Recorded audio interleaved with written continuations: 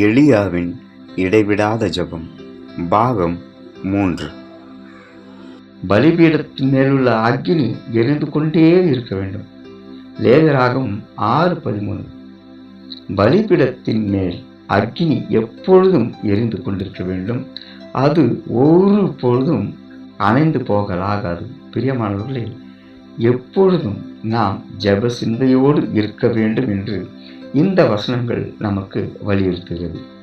எப்படி அக்கினி எரிந்து கொண்டே இருக்கிறதோ அது போன்று ஜெப ஆவி, ஜெப சிந்தை நம்மில் தணலாக எரிந்து கொண்டே இருக்க வேண்டும்.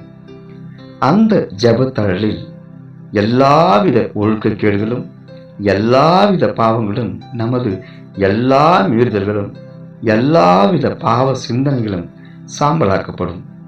யார் ஜெபத்தால் நிறைந்திருப்பார்கள்?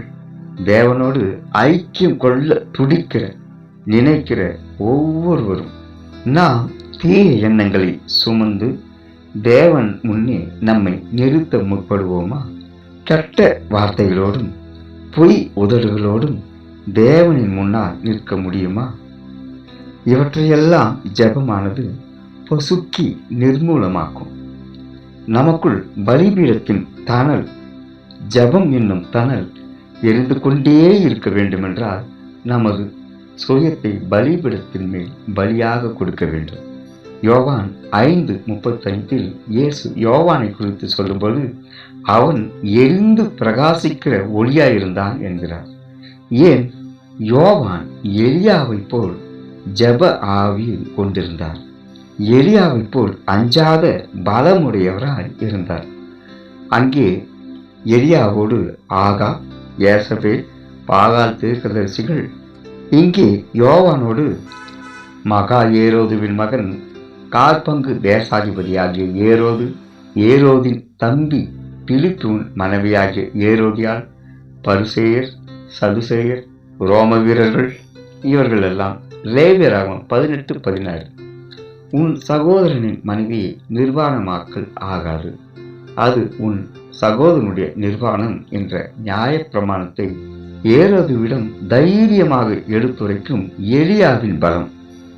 ஜெப ஆவி என்பது இயேசுவின் சீஷருக்கு முன்பே யோவான் தன் சீஷர்களுக்கு ஜெபத்தை கற்றுக் கொடுத்திருந்தார். மத்தேயு 9:4. அப்பொழுது யோவானுடைய சீஷர்கள் அவரிடத்தில் வந்து, நாங்களும் பரிசேயரும் அநேகந்தரம் உபாசிக்கிறோம்.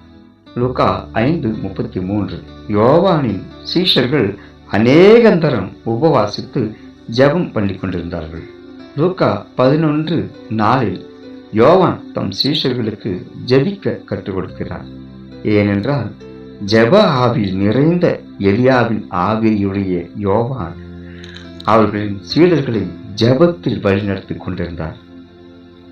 சோர்ந்து போகாமல் எப்படி ஜெபிக்க வேண்டும் என்பதை இயேசு லூக்கா 18:1-8 வசனங்களில் ஒரு உவமையின் மூலம் ஜெபத்தின் அவசியத்தையும் அது எப்படியாவது நிறைவேற்றப்படும் என்பதையும் விளக்குகிறார். யோனா 2:7 என் ஆத்துமா என்னில் தொய்ந்து போகையில் கர்த்தரை நினைத்தேன், அப்பொழுது என் விண்ணப்பம் உமது ஆலயத்தில் உம்மிடத்தில் வந்து சேர்ந்தது என யோனா கூறுகிறார். நாம் பலவிதமான கஷ்டமான நேரத்தில் தொய்ந்து போகும்போது கர்த்தரை நினைவு கூற கடமைப்பட்டிருக்கிறோம். சங்கீதம் 18:6 சொல்கிறது, எனக்கு உண்டான நெருக்கத்திலே கர்த்தரை நோக்கி கூப்பிட்டேன், என் தேவனை நோக்கி அபயமிட்டேன். தமது ஆலயத்திலிருந்து என் சத்தத்தை கேட்டார். என் கூப்பிடுதல் அவர் சந்நிதியில் போய் அவர் செவிகளில் ஏற்று என தாவீது கூறுகிறார்.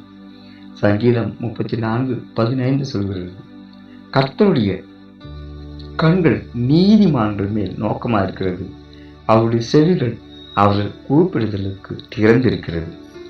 பிலிப்பியர் 4:6 சொல்கிறது, நீங்கள் ஒன்றுக்கும் கவலைப்படாமல் எல்லாவற்றையும் குறித்து உங்கள் விண்ணப்பங்களை ஸ்தோத்திரத்துடனே கூடிய ஜெபத்தினாலும் வேண்டுதல்களினாலும் தேவனுக்கு தெரியப்படுத்துங்கள். கவலை என்பது தேவனிடத்தில் உள்ள நம்பிக்கையும் அவரது சத்தியத்தையும் குறித்து தெளிவு இல்லாமையை நமக்கு காட்டுகிறது.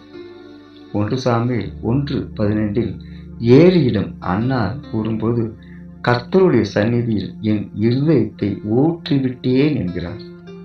சங்கீதம் 34:6 இந்த ஏழை கூப்பிட்டான், கர்த்தர் கேட்டு அவனை அவன் இடுக்கண்களுக்கெல்லாம் நீங்களாக்கி ரட்சித்தார் என்கிறார் தாவீது.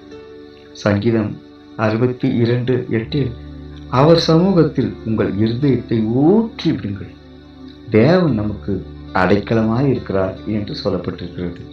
நீதிமொழிகள் 3:5-6 வசனங்கள் சொல்கிறது, உன் முழு இருதயத்தோடும் கர்த்தரில் நம்பிக்கை வைத்து உன் வழிகளிலெல்லாம் அவரை நினைத்துக்கொள், அப்பொழுது அவர் உன் பாதைகளை செவ்வாய்ப்படுத்துவார். கொலோசியர் 4:2 சொல்லுகிறது, இடைவிடாமல் ஜெபம் பண்ணுங்கள், ஸ்தோத்திரத்துடன் ஜெபத்தில் விழித்திருங்கள். கொலோசியர் சபைக்காக இடைவிடாமல் ஜெபம் பண்ணுவதாக கொலோசியர் 1:9 பவுல் தெரிவிக்கிறார். 2 பேதுரு 4:7 பேதுரு சொல்கிறார், தெரிந்த புத்தியுள்ளவர்களாயிருந்து ஜெபம் பண்ணுவதற்கு ஜாக்கிரதையா இருங்கள் என்கிறார். ரோமர் 12:12 ஜெபத்திலே உறுதியாய் தரித்திருங்கள் என்கிறார் பவுல். அப்போஸ்தலர் 1:14 சீஷர்கள் ஸ்திரீகளோடும் இயேசுவின் தாயாகிய மரியாளோடும் அவருடைய சகோதரரும் கூட ஒருமனப்பட்டு ஜெபத்திலும் வேண்டுதலிலும் தரித்திருந்தார்கள். அப்போஸ்தலர் 2:1 பெந்தகோஸ்தே என்னும் நாள் வந்தபோது ஜனங்கள் எல்லாரும் ஜெபத்திலே ஐக்கியப்பட்டு ஒருமனப்பட்டு மேல் வீட்டறையில் கூடி வந்திருந்தார்கள். அப்போஸ்தலர் 6:4 சீஷர்கள் ஜெபம் பண்ணுவதிலும் தேவ வசனத்தை போதிக்கிற ஊழியத்திலும் இடைவிடாமல் தரித்திருந்தார்கள். எரேமியா 29:12 கர்த்தர் சொல்கிறார், நீங்கள் கூடி வந்து என்னை தொழுது கொண்டு என்னை நோக்கி விண்ணப்பம் பண்ணுங்கள், நான் உங்களுக்கு செவி கொடுப்பேன். எப்பொழுது? பாபிலோனில் 70 வருடம் நிறைவேறின பின்பு என்கிறார், வாக்குத்தத்தம் செய்கிறார். 1 தெசலோனிக்கேயர் 5:17 சொல்கிறது, இடைவிடாமல் ஜெபம் பண்ணுங்கள் என்கிறார் பவுல். ஏனென்றால் பிறரை செய்யும்படி கூறியதை பார்க்கிலும் பவுல் அதிகமாய் செய்தார். ரோமர் 1:9 பவுல், நான் ஜெபம் பண்ணும் போதெல்லாம் இடைவிடாமல் உங்களை நினைத்துக் கொள்கிறேன் என்கிறார். எபேசியர் 6:18 சொல்கிறார், எந்த சமயத்திலும் சகல விதமான வேண்டுதல்களோடும் விண்ணப்பத்தோடும் ஆவினாலே ஜெபம் பண்ணுங்கள். தானியேலின் மேல் குற்றம் சுமத்த எந்த காரணமும் இல்லை, ஆனால் ஒன்றே ஒன்று மட்டும் முடியும். அவன் ஜெபத்தை குறித்து குற்றம் கண்டுபிடிக்கலாம் என்று முடிவு செய்து தரியு ராஜாவின் மூலம் தடுக்க பார்க்கிறார்கள். 30 நாள் வரையிலும் ராஜாவை தவிர எந்த தேவனானாலும் மனுஷனையானாலும் நோக்கி யாதொரு காரியத்தை குறித்தும் வேண்டுதல் செய்யக்கூடாது. தரிவையை மட்டுமே வணங்க வேண்டும். இது தேசத்தில் கட்டளையாயிற்று.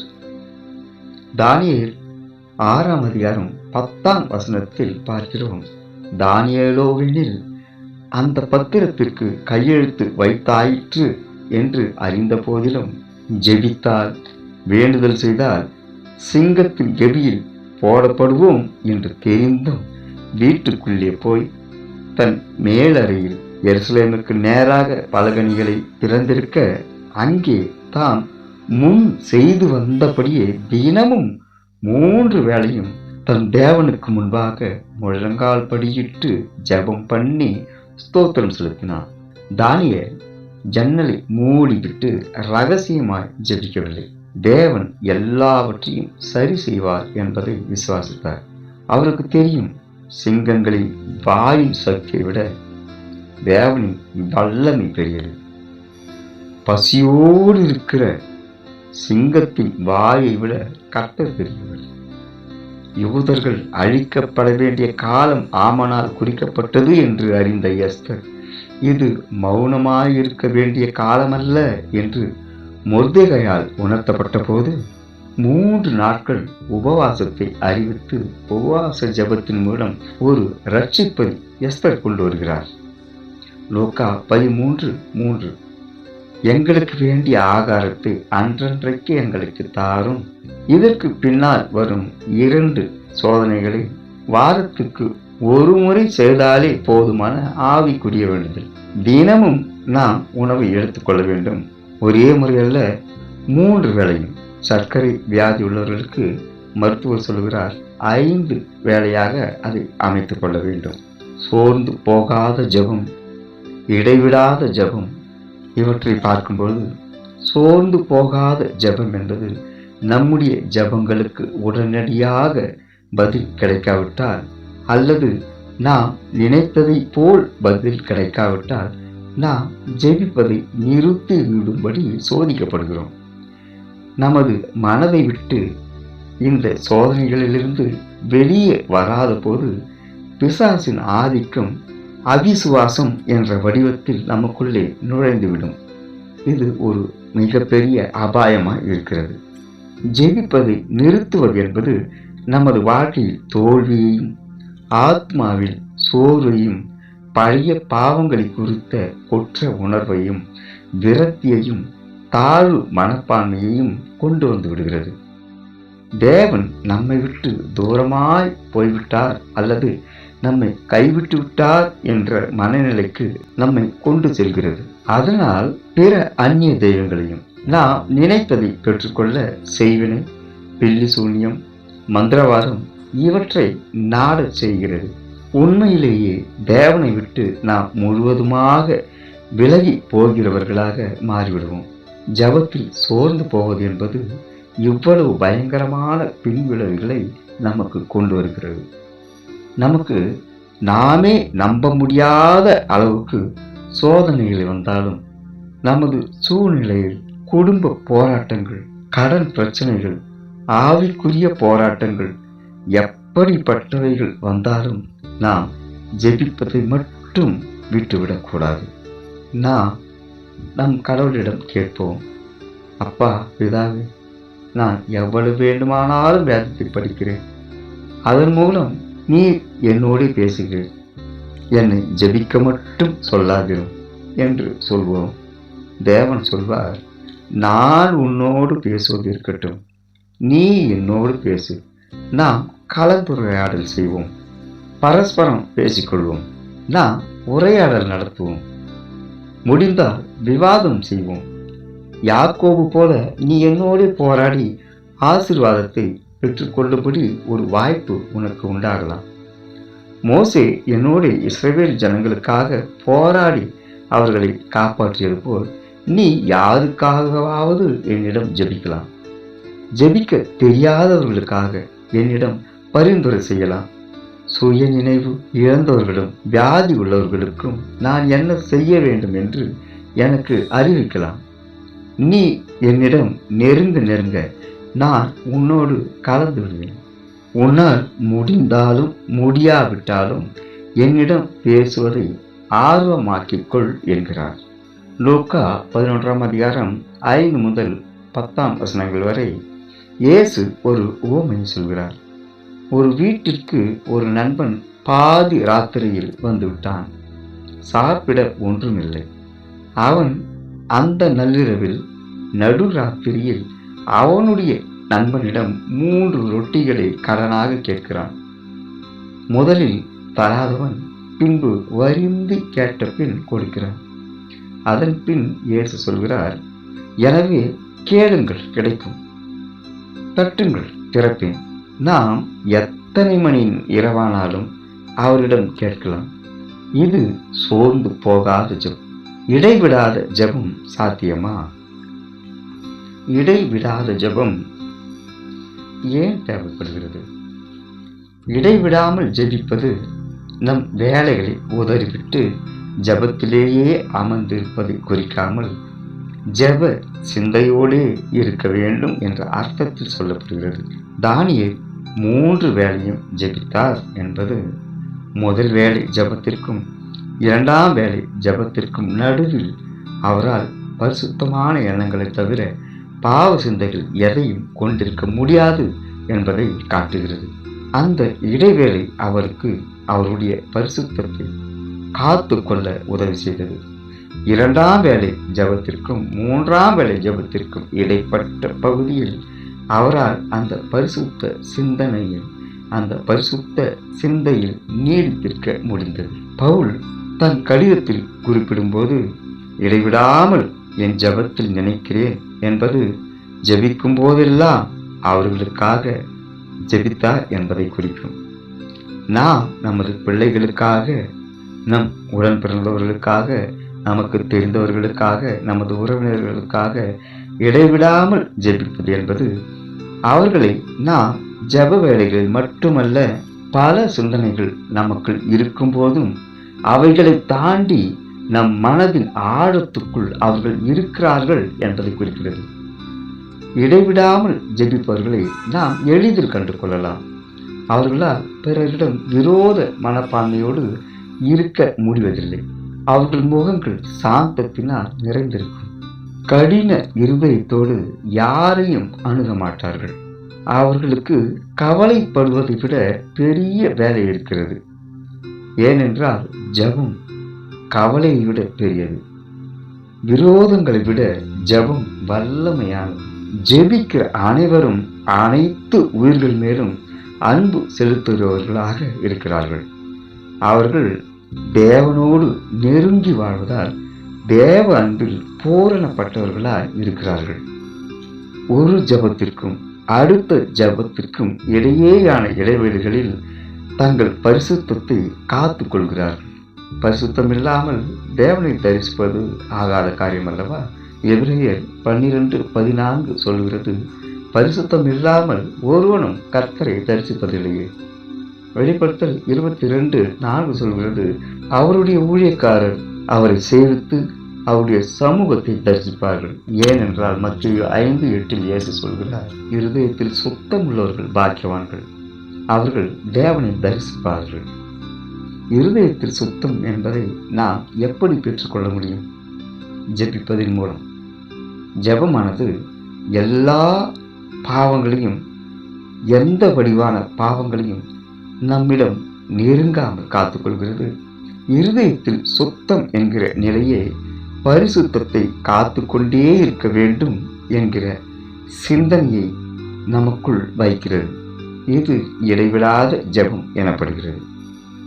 எலியா எப்பொழுதும் தேவனிடம் நெருக்கமாய் இருந்ததற்கான காரணம் எப்பொழுதும் ஜெபம். எதற்கெடுத்தாலும் ஜெபம், எதை செய்தாலும் ஜெபம், எங்கு போனாலும் ஜெபம், எந்த சூழ்நிலையிலும் ஜெபம், எந்த இடத்தில் வேண்டுமானாலும் ஜெபம். ஜெபத்தை குறித்து தாவீது சொல்லியிருக்கிறார், இயேசு சொல்லியிருக்கிறார், பவுல் அதிகமாய் சொல்லியிருக்கிறார். ஆனால் ஒரு சிறிய புத்தகமாகிய யாக்கோபு ஜெபத்தை மிகவும் அழுத்தமாக பதிவு செய்கிறது. அதிலும் எலியாவின் ஜெபத்தை, அவரது ஜெப வாழ்வை 2 வசனங்களில் சொல்லினாலும் அந்த 2 வசனங்கள் ஏன் எலியா, யார் எலியா, என்ன செய்தார் எலியா என்பதை நமக்கு காட்டுகிறது. இன்னும் நாம் முக்கியமான செய்திக்குள் போக வேண்டியிருக்கிறது.